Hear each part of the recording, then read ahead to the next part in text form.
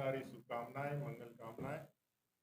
चैत्र नवरात्रि की भी शुभकामनाएं, मंगल कामनाएं। आज के इस प्रेस वार्ता में आप सबका एक बार पुनः अभिनंदन है। आज समाचार पत्रों में आप लोगों ने यह न्यूज देखा होगा, हाई कोर्ट ने नगर निकाय चुनाव को रोकने वाली सरकार की मांग की याचिका को खारिज किया। आप सबको जानकारी है 2023 में लगभग 48 नगर निकाय, 9 नगर निगम सहित पूरे झारखंड प्रदेश में है, जिसके चुनाव ये सरकार नहीं करा रही है। एक जनहित याचिका दायर करने के बाद श्रीमती रोशनी खालको जी के द्वारा उस पर कोर्ट ने संज्ञान लेते हुए जनवरी के महीने में यह कहा था राज्य सरकार को कि 3 हफ्ते में आप जो है चुनाव की अधिसूचना जारी करके हमें खबर करिए। लेकिन यह राज्य की सरकार जो भ्रष्टाचार को अपना मूल मंत्र बना के रखी हुई है, जो कोर्ट में भी गलत एफिडेविट, झूठा एफिडेविट देकर के कोर्ट को भी गुमराह करता है, इस सरकार ने उस 3 हफ्ते के कार्यकाल को पार करके फिर यह चुनाव ना हो इसके लिए याचिका दायर की थी, जिसे कोर्ट ने खारिज करते हुए इन्हें लताड़ा है और कहा है कि जल्दी से इसको करवाइए। ये पिछड़े का बहाना बना रहे हैं, ओबीसी की बहाना बना रहे हैं। इनको पहले से मालूम था कि जो ट्रिपल टेस्ट है वो ट्रिपल टेस्ट कराने के बाद भी हम ये चुनाव करा सकते हैं, लेकिन उस दिशा में इस सरकार ने कोई पहल नहीं की। अभी इन्होंने कहा है जो पिछड़ा आयोग इन्होंने बनाया है वही इस काम को करेगा। तो कुल मिलाकर के पिछड़ा विरोधी सरकार यह भ्रष्टाचार को आगे बढ़ाने के लिए नगर निकाय क्षेत्रों में पूरा पावर कैसे वो अपने हाथ में ले। लोकतंत्र को हमेशा से मजाक उड़ाने वाले लोग लोकतंत्र की दुहाई देकर के जो घड़ियालू आंसू बहाते हैं, उनका लोकतंत्र पे तनिक भी विश्वास नहीं है। यह बात हम लोगों ने पहले भी कई बार उदाहरणों में देखा है। वो चाहे इमरजेंसी हो, चाहे वे झारखंड के अंदर पंचायत चुनाव ना कराना हो। लगभग 20 से ज्यादा सालों के बाद जब आदरणीय अर्जुन मुंडा जी की सरकार बनी थी झारखंड में, तब पंचायती राज व्यवस्था के तहत पंचायतों की चुनाव करा करके, विकेंद्रीकरण करा करके यहाँ के जो त्रिस्तरीय व्यवस्थाएं हैं संवैधानिक, उसको इन्होंने पुनर्जीवित करने का काम भारतीय जनता पार्टी ने किया था। फिर हम लोगों ने नगर निकाय के चुनाव करवाए थे, स्मूथली कराए थे।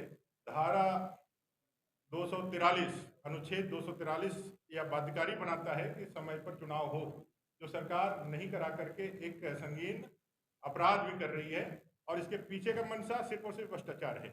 और हम सब लोग जानते हैं कि भ्रष्टाचार के सारे ऐसे जनक लोग आज मोदी जी के भ्रष्टाचार के विरुद्ध जीरो टॉलरेंस की कार्रवाई से इतने डरे हुए हैं। पूरे देश के अंदर एक गठबंधन बना करके एक दूसरे को चोर चोर मौसेरा भाई जैसा मदद करके एक दूसरे के आंसू पोंछने का और एक दूसरे का कंधा में कंधा मिला करके एक आभामंडल तैयार करने का भी प्रयास कर रहे हैं। कुल मिलाकर के इस राज्य सरकार को 2024 के आम चुनाव में जाना ही है। उससे पहले 14 की 14 लोकसभा सीटें और गांडी की सीट जीत करके इस सरकार को एक ट्रेलर दिखाने का काम झारखंड की जनता करेगी। और जो मैंने कहा कि भाई ये लगातार गलत एफिडेविट और गलत दावे कोर्ट में पेश करते हैं, आप सबको याद होगा कुछ दिन पहले अखबारों में मैंने पढ़ा था कि सरकार ने जाकर के कहा है कि जितने भी चुनाव आयोग है, चाहे वो सूचना आयोग है, चाहे अन्य जो आयोग है, उसके सारी प्रक्रिया पूरी कर ली गई है। आचार संहिता या बाकी कारणों से उसको हम लोगों ने पब्लिश नहीं किया है। मैं एज ए नेता प्रतिपक्ष उसका मेंबर हूं, और मैं आपको कहना चाहता हूं कि उनका जो दावा है वो पूरी तरह से भ्रामक है, क्योंकि कोई भी इस तरह का कार्रवाई संपूर्ण नहीं हुआ। एक ही बैठक हुई थी, वो बैठक में चीजें तय हुई थी कि 22 जनवरी से पहले चुनाव आयुक्त का जो वैकेंसी निकाल दिया जाएगा और निकाल करके जनता के बीच से फिर से वापस लेकर के हम करेंगे। तो सरकार जो है संवैधानिक जितने भी पोस्ट है, जितने भी पद हैं जिससे भ्रष्टाचार को अंकुश लग सके, उन सारे चीज़ों को शिथिल करना चाहती है, उसका स्थूल मात्र बना करके रखना चाहती है, ताकि इनके ऊपर अंकुश की जो भी कार्रवाइयाँ हैं वो अंकुश की कार्रवाइयाँ हट जाए और ये सरकार आगे बढ़ करके अपना जो है भ्रष्टाचार को पूरी तरह से कामयाब कर सके और भ्रष्टाचार के माध्यम से अपना धन एकत्रित कर सके।